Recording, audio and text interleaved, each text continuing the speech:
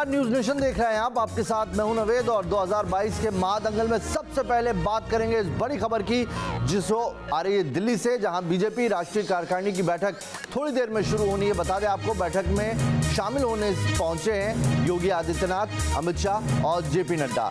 ये तीनों पहुंच चुके हैं। वहीं थोड़ी देर में प्रधानमंत्री नरेंद्र मोदी के भी पहुंचने की उम्मीद जताई जा रही है। विधानसभा चुनावों की रणनीति के मद्देनजर ये मीटिंग बेहद महत्वपूर्ण है। 5 राज्यों के विधानसभा चुनाव को लेकर आज मंथन होगा। राष्ट्रीय कार्यकारिणी के तमाम सदस्य पहुंचे हुए हैं। तस्वीरें हम आपको दिखा रहे हैं। देखिए किस तरीके से गृह मंत्री अमित शाह पहुंचे हुए हैं, जेपी नड्डा पहुंचे हुए हैं और साथ ही योगी आदित्यनाथ भी पहुंच गए हैं। प्रधानमंत्री नरेंद्र मोदी भी इस बैठक में शामिल होंगे। चिंतन होना है किस तरीके से आगामी जो विधानसभा चुनाव है अलग अलग राज्यों में, उनमें क्या रणनीति रहेगी, किस तरीके से कौन नेता कहां पर प्रचार करने के लिए उतरेगा, किस पार्टी लाइन को लेकर आगे बढ़ना है। ये सारे सवालों के जवाब आज इसी मंथन, इसी चिंतन से निकल के बाहर आने। 3 तस्वीरें आपको दिखा रहे हैं। जेपी नड्डा, अमित शाह और योगी आदित्यनाथ पहुंच चुके हैं। प्रधानमंत्री नरेंद्र मोदी भी अब से कुछ देर बाद पहुंचेंगे। उम्मीद यही की जा रही है कि 11 बजे तक मीटिंग शुरू होगी। आप देख रहे हैं तमाम बीजेपी के दिग्गज नेता इस मीटिंग में शामिल होने के लिए पहुंचे हैं। आगामी विधानसभा चुनाव को लेकर ये मीटिंग बेहद महत्वपूर्ण मानी जा रही है। और विकास चंद्रा जुड़ गए मेरे साथ, मेरे सहयोगी, सीधा उन्हीं का रुख करेंगे। विकास, कितनी महत्वपूर्ण ये आगामी विधानसभा चुनावों को लेकर एक जो रोड मैप आज तैयार होगा, वो चिंतन इस मंथन से ही निकलकर सामने आएगा?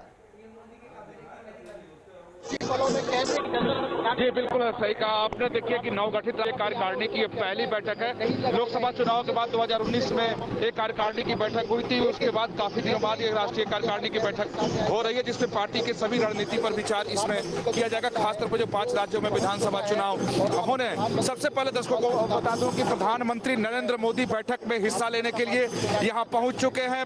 बीजेपी के राष्ट्रीय अध्यक्ष जेपी नड्डा हैं, उनकी अगवानी कर रहे हैं। अब बस थोड़ी देर में प्रधानमंत्री नरेंद्र मोदी इसी रास्ते से होते हुए जो सभागार है वहां तक जाएंगे। सारी तैयारी मुकम्मल की जा चुकी है। तस्वीरों के जरिए हमारे दर्शक देख सकते हैं। अपने सहयोगी सुभाष से कहेंगे क्यों दिखाएं कि सभी कलाकार प्रधानमंत्री की अगवानी के लिए खड़े हैं। ढोल नगाड़े बज रहे हैं, शहनाई भी है। बीजेपी के तमाम कार्यकर्ता, जो दिल्ली प्रदेश के वरिष्ठ कार्यकर्ता हैं, वो भी प्रधानमंत्री की अगुवाई के लिए यहाँ पर खड़े हुए हैं। इसको आप देख सकते हैं। तो कह सकते हैं कि पूरी तैयारी की जा चुकी है। बैठक की प्रधानमंत्री की प्रतीक्षा हो रही है। वैसे अगर बीजेपी की कार्यकारिणी की बात की जाए तो 2 दिन से 1.5 दिन तक ये बैठक चलती थी, लेकिन कोरोना की वजह से इसको छोटा कर दिया गया है। आधे सदस्यों को ही शारीरिक तौर पर बुलाया गया है। बाकी राज्यों के प्रदेश अध्यक्ष और संगठन मंत्री और दूसरे सदस्य वीडियो कॉन्फ्रेंसिंग के जरिए इससे जुड़ेंगे। लेकिन अहम बात जो है वो 5 राज्य के विधानसभा चुनाव ही है। उसकी रणनीति पर चर्चा होगी। अब तक जो अभियान चलाए गए उसकी समीक्षा की जाएगी। आगे का रोड मैप क्या हो, किस तरीके से पार्टी आगे बढ़े, तो तमाम बातें इस राष्ट्रीय कार्यकारिणी की बैठक में चर्चा होगी। आ गई। देखिए प्रधानमंत्री नरेंद्र मोदी जो है आ गए हैं और सेवा ही संगठन, ये जो नारा दिखाई दे रहा है, इसी नारे के तहत यहाँ पर लग रहा है कि इस पूरी जो कार्यकारिणी की बैठक है उसको लेकर रोड मैप आगे तैयार होगा। विकास, आप भी हमें फ्रेम में दिख रहे हैं और साथ ही प्रधानमंत्री नरेंद्र मोदी भी फ्रेम में दिख रहे हैं। ये दिखाइए जरा तैयारियां वहां पर किस तरीके से ढोल नगाड़े वहां पर बुलाए गए। छठव्रती महिलाएं भी वहां पर पहुंची हुई हैं प्रधानमंत्री की अगवानी करने के लिए। जी निश्चित तौर पर आप देखें कि खास तौर पर दक्षिण भारतीय कलाकारों को बुलाया गया प्रधानमंत्री की अगवानी के लिए। जो राष्ट्रीय कार्यकारिणी सदस्य हैं उनके स्वागत के लिए। दूसरी तरफ अगर हमारे सहयोगी दिखा पाएं तो उत्तराखंड के कलाकारों को बुलाया गया है, क्योंकि उत्तराखंड में भी चुनाव होने हैं। साथ ही उत्तर प्रदेश के शहनाई वादकों को यहाँ पर बुलाया गया है। जैसा आप देख रहे होंगे कि सामने जो पंक्तिबद्ध खड़े हैं वो दक्षिण भारतीय सारे कलाकार हैं, जो राष्ट्रीय कार्यकारिणी सदस्यों को खासतौर पर प्रधानमंत्री के स्वागत के लिए हैं। उसके साथ ही छठ व्रती महिलाएं खड़ी हुई हैं, जो हाथ में अर्घ का सामान लेकर के प्रधानमंत्री के स्वागत के लिए खड़ी हैं। इसके जरिए बीजेपी 2 संदेश देना चाहती है कि जिस तरीके से दिल्ली में छठ व्रत को लेकर के बीजेपी और केजरीवाल में खींचतान की राजनीति चल रही है, तो उस पर भी संदेश बीजेपी दे रही है। आप देखिए पूरी तैयारी मुकम्मल की जा चुकी है। एक बहुत बड़ा होर्डिंग लगाया गया है पूरे परिसर में, उसमें प्रधानमंत्री की बहुत ऊंची प्रतिमा है, उस पर लिखा है विश्व प्रिय नेता। साथ ही एक यहाँ फोटो प्रदर्शनी का भी आयोजन किया गया है, जिसका उद्घाटन प्रधानमंत्री नरेंद्र मोदी कर रहे हैं। उस फोटो प्रदर्शनी के जरिए दिखाया गया है कि प्रधानमंत्री ने अब तक लोक कल्याणकारी क्या क्या काम किए हैं, देश के विकास के लिए क्या क्या काम उन्होंने किए हैं, तो सीधे वो बैठक में जाएंगे। हालांकि बैठक की शुरुआत जेपी नड्डा के अध्यक्षीय भाषण से होगा और प्रधानमंत्री का समापन भाषण होगा और उसी में प्रधानमंत्री पार्टी के नेताओं को, कार्यकर्ताओं को गुरु मंत्र देंगे कि आगे उन्हें किस रास्ते चलना है, क्या उनकी रणनीति है, कैसे उन्हें काम करना है और किस तरीके से जो आगे विधानसभा चुनाव होने हैं, खासतौर पर उत्तर प्रदेश और उत्तराखंड की बात करें, ये बीजेपी के लिए काफी अहम है क्योंकि बीजेपी का हर नेता इस बात को बोलता है कि अगर 2024 जीतना है तो उत्तर प्रदेश जीतना ही होगा। तो उत्तर प्रदेश पर विशेष बल इस बैठक में जरूर दिया जाएगा कि उसकी रणनीति पर कि कैसे वहां पे फिर से बीजेपी की सरकार आए। तो कुल मिलाकर कह सकते हैं कि काफी महत्वपूर्ण राष्ट्रीय कार्यकारिणी की बैठक है और काफी दिनों बाद हुई है। 2019 के बाद ही ये बैठक राष्ट्रीय कार्यकारिणी की हो रही है। जी देखिए, बहुत एक लंबा अंतराल हुआ है, उसके बाद ये मीटिंग हो रही है। एजेंडे कई सारे होंगे, लेकिन कौन से वो महत्वपूर्ण मुद्दे होंगे जिन्हें डिस्कस किया जाएगा इस राष्ट्रीय कार्यकारिणी की बैठक में आगामी विधानसभा चुनाव को लेकर?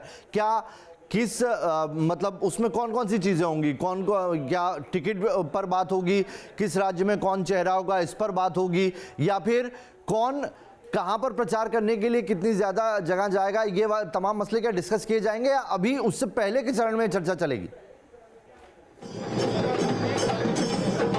देखिए, सीधी सी बात की जब राष्ट्रीय कार्यकारिणी की बैठक होती है तो बीजेपी तमाम मुद्दों पे चर्चा इसमें करती है, लेकिन इस बार बता दें कि सिर्फ एक राजनीतिक प्रस्ताव है। सबसे पहले आप तस्वीरों के जरिए हमारे दर्शक देखें कि प्रधानमंत्री सभागार की ओर बढ़ रहे हैं। प्रधानमंत्री जो उतरे हैं उनकी अगवानी जेपी नड्डा कर रहे हैं। देखिए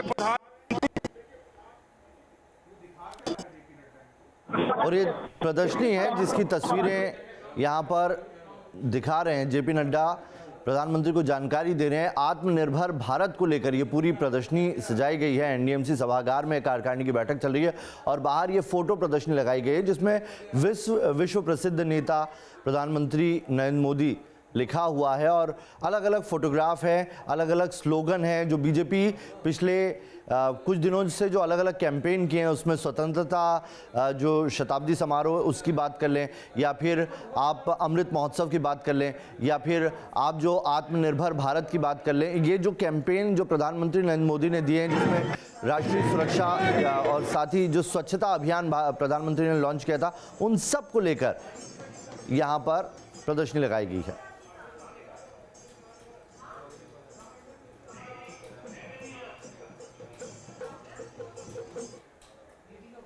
और जेपी नड्डा जानकारी दे रहे हैं प्रधानमंत्री नरेंद्र मोदी अब जो मीडिया कर्मी हैं उनकी ओर उनका अभिवादन करते हुए अब प्रधानमंत्री नरेंद्र मोदी जो छठ व्रती महिलाएं पहुंची हुई हैं अर्घ के सामान के साथ, उन लोगों से मुलाकात करते हुए, हालांकि पहले से यह तय नहीं था कि प्रधानमंत्री जाकर के उन लोगों से मुलाकात करेंगे, लेकिन प्रधानमंत्री जाकर के महिलाओं से मुलाकात करके फिर अंदर सभागार की ओर जा रहे हैं। साथ में बीजेपी के अध्यक्ष नड्डा भी हैं। तो छठवती महिलाओं से प्रधानमंत्री नरेंद्र मोदी भेंट कर रहे हैं।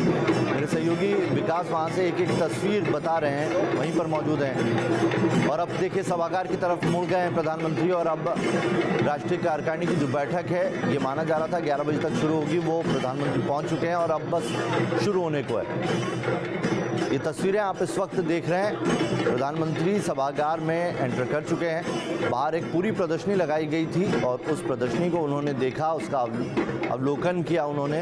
विकास, तैयारियां बहुत ही ये कह सकते हैं कि 2019 से अब तक एक लंबा गैप रहा कोरोना काल की वजह से, वो पूरी करने की कोशिश की गई है यहाँ पर। देखिए, जैसा मैं पहले भी बता रहा था कि सामान्य तौर पर बीजेपी की कार्यकारिणी की जो बैठक होती है कम से कम 2 दिन या 1.5 दिन की होती है, उसमें पार्टी विस्तार से चर्चा आज तक करती रही है। लेकिन अब आज मात्र अभी बैठक शुरू होगी और 4 बजे तक समाप्त हो जाएगी। इसी दरमियान पार्टी को तमाम मुद्दों पर चर्चा कर लेनी है और सबसे बड़ी बात है कि इस बार सिर्फ एक ही राजनीतिक प्रस्ताव आ रहा है, दूसरा कोई प्रस्ताव नहीं है। एक शोक प्रस्ताव है जो पार्टी के कार्यकर्ता और नेता दिवंगत हुए हैं, उनकी आत्मा की शांति के लिए किया जाएगा, तो एक वो प्रस्ताव है, लेकिन सिर्फ राजनीतिक प्रस्ताव है, दूसरे कोई भी प्रस्ताव नहीं लाए जा रहे हैं। और उसी राजनीतिक प्रस्ताव के बीजेपी की आगे की राजनीति क्या होगी, उसकी रणनीति क्या होगी, चुनावी राज्यों में बीजेपी किस तरीके से आगे बढ़ेगी, क्या क्या बीजेपी अभियान चलाएगी, इन सभी बातों की रूपरेखा यहाँ पर तय की जाएगी।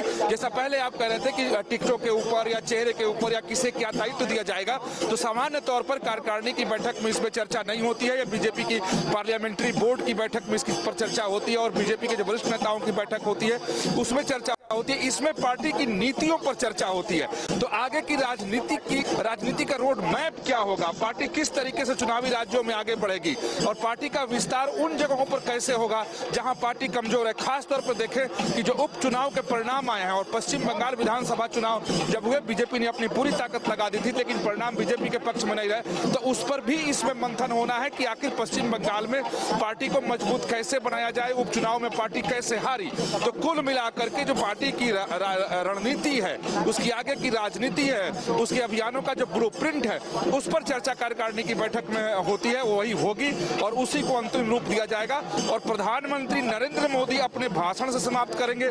तो सबकी निगाह इस बात पर है कि प्रधानमंत्री क्या दिशा निर्देश देते हैं, क्या गुरु मंत्र देते हैं नेताओं को और कार्यकर्ताओं को कि उन्हें आगे किस तरीके से बढ़ना है। क्योंकि उत्तर प्रदेश विधानसभा चुनाव की अगर बात करें तो बीजेपी के लिए काफी अहम है, महत्वपूर्ण है, एक तरीके से प्रतिष्ठा का सवाल है। इसलिए बीजेपी ने वहां पहले से ही अपनी पूरी ताकत झोंक दी है।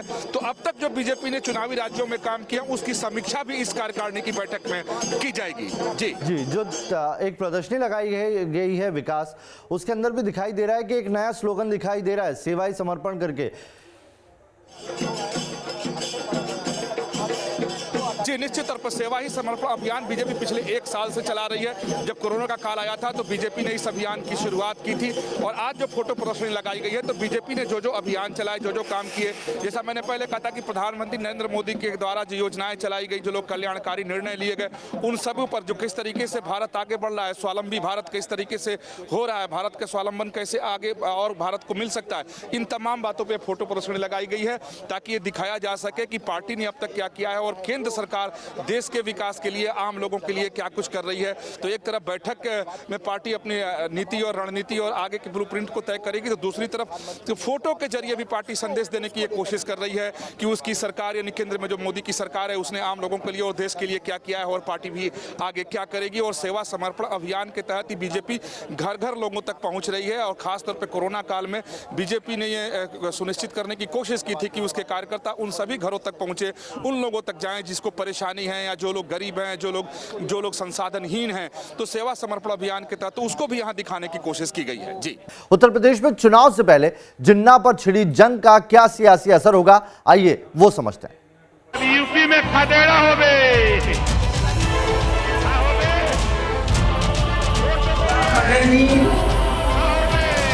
राष्ट्रपिता महात्मा गांधी, जवाहरलाल नेहरू, जिन्ना एक ही संस्था में पढ़ करके बैरिस्टर बन करके आए। महापुरुषों पर लांछन लगा करके पूरे के पूरे समाज को अपमानित करने का प्रयास हो रहा है। मैं तो कहूँगा ना कि दोबारा किताबें पढ़ ली, दोबारा किताबें पढ़नी चाहिए। श्री अखिलेश यादव जी को अगर श्री अखिलेश अली जिन्ना कहा जाए तो कोई अंतर नहीं। अब यूपी में खदेड़ा हो गए। यूपी की जंग में जिन्ना वाला रंग अभी भी कायम है। समाजवादी पार्टी के अध्यक्ष अखिलेश यादव ने एक बार फिर जिन्ना को लेकर खुद के बयान पर जमे रहने की बात कही है। सरदार पटेल जी, राष्ट्रपिता महात्मा गांधी, जवाहरलाल नेहरू, जिन्ना एक ही संस्था में पढ़ करके बैरिस्टर बन करके आए थे। एक ही जगह पर पढ़ाई लिखाई की उन्होंने, वो बैरिस्टर बने, उन्होंने आजादी दिलाई। उन्हें किसी भी तरीके से किसी का भी संघर्ष करना पड़ा हुआ तो वो पीछे नहीं हटे। जिन्ना में सियासी स्कोप देखने वाले अखिलेश यादव ने अपने विरोधियों को नसीहत दी है कि उन्हें इतिहास दोबारा पढ़ना चाहिए।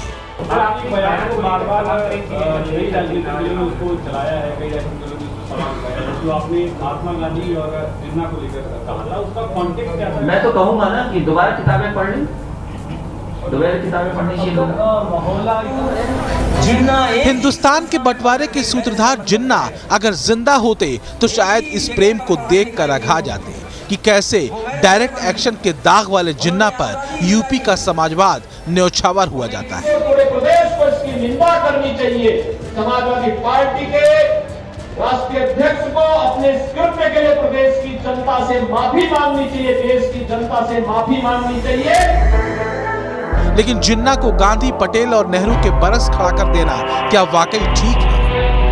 ये बहुत दुर्भाग्यपूर्ण है कि वो सरदार वल्लभ भाई पटेल, महात्मा गांधी की तुलना मोहम्मद अली जिन्ना से कर रहे हैं और अपने इस बयान पर वो अभी भी अडिग हैं। अखिलेश यादव को यह बयान महंगा पड़ेगा, क्योंकि इस देश की धरती पर मोहम्मद अली जिन्ना का महिमा मंडन स्वीकार नहीं किया जा सकता है। जब जब ये देश मोहम्मद अली जिन्ना को याद करता है तो विभाजन की त्रासदी याद आती है, लाखों लोगों का पलायन याद आता है, हजारों लोगों की मौत याद आती है, मां बहनों के साथ अत्याचार याद आता है।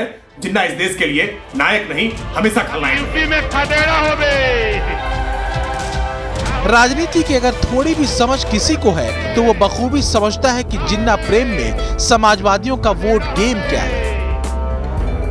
अब जितना भारतीय जनता पार्टी का नेता गांव में आवे और उनसे पूछा कि जाए अपने नेता से पहले महंगाई कम करा के आवा, तब वोट का बात करो। अखिलेश को लगता है कि जिन्ना के प्रति सॉफ्ट कॉर्नर यूपी में मुस्लिम वोट बैंक को एक मुश्त उनकी झोली में गिरा सकता है। यूपी में मुस्लिमों की आबादी करीब 18 से 20% है। इस वोट बैंक का असर 143 सीटों पर है। करीब 70 सीटों पर मुस्लिम वोट बैंक 20 से 30% है, जबकि करीब 73 सीटों पर 30% से ज्यादा मुस्लिम आबादी है। और यही वजह है कि मुस्लिम यादव गणित से अपनी सत्ता का वनवास खत्म करने में लगे अखिलेश ने इतिहास के पन्नों से जिन्ना को निकालने में गुरेज नहीं किया। सरदार पटेल जी, राष्ट्रपिता महात्मा गांधी, जवाहरलाल नेहरू, जिन्ना एक ही संस्था में पढ़ करके बैरिस्टर बन करके आए थे। तो इसके पीछे का गणित जिन्ना नहीं, दरअसल मुस्लिम आबादी है। उत्तर प्रदेश में हिंदू मुस्लिम आबादी का क्या सेग्रीगेशन है, आइए ग्राफिक्स के जरिए आपको समझाते हैं। यूपी चुनाव में मुस्लिम इतने ज़रूरी क्यों हैं? मुस्लिम इसलिए ज़रूरी हैं, देखिए हिंदू आबादी जो है 79.73% है, मुस्लिम आबादी 19.26% है उत्तर प्रदेश में, और अन्य कैटेगरी जो है वो 1.01% की कैटेगरी में आते हैं। यानी कि मुस्लिम आबादी जो तबका है वो एक बड़ी संख्या में उत्तर प्रदेश में मौजूद है। अब आपको ये समझना यहाँ पर ज़रूरी होगा कि मुस्लिम बहुल आबादी कौन कौन से इलाके में है। तो 143 सीटें ऐसी हैं जहाँ पर मुस्लिम आबादी का असर पड़ता है, जिसमें से 70% सीटों पर 20 से 30% मुस्लिम जो वोटर्स हैं वो असर रखते हैं। 50% जो उत्तर प्रदेश की सीटें हैं उसमें 30 से 40% मुस्लिम वोटरों का असर है। 23% सीटों में 40 से 50% तक मुस्लिम वोटर हैं। यानी कि आप समझ सकते हैं कि कितना डिसाइडिंग फैक्टर, कितना डिसाइडिंग रोल ये पार्टी के अंदर या दूसरी जो चुनाव होते हैं उसमें रखते हैं। अब विधानसभा चुनाव में किस पार्टी को कितना मुस्लिम वोट मिला उस पर एक नज़र डालें तो विधानसभा चुनाव में बीएसपी ने जो मुस्लिम प्रत्याशी उतारे थे 97 मुस्लिम प्रत्याशी उतारे थे, लेकिन महज 5 जीते। समाजवादी पार्टी ने भी मुस्लिमों को टिकट दिए थे, 67 को टिकट दिए थे, जिसमें से 18 जीते। और कांग्रेस की अगर बात करें तो कांग्रेस ने 16 मुस्लिम प्रत्याशी उतारे, लेकिन महज 2 ही उसमें से जीत के विधानसभा तक पहुंचे हैं। तो कोशिश सभी ने की है मुस्लिम जो वोटर हैं उनको अपनी तरफ लुभाने की। यही नहीं, पूर्वांचल और पश्चिमी उत्तर प्रदेश में भी मुस्लिम जो वोटर्स हैं उनका एक बड़ा तबका रहा है और उसका बड़ा असर रहा है।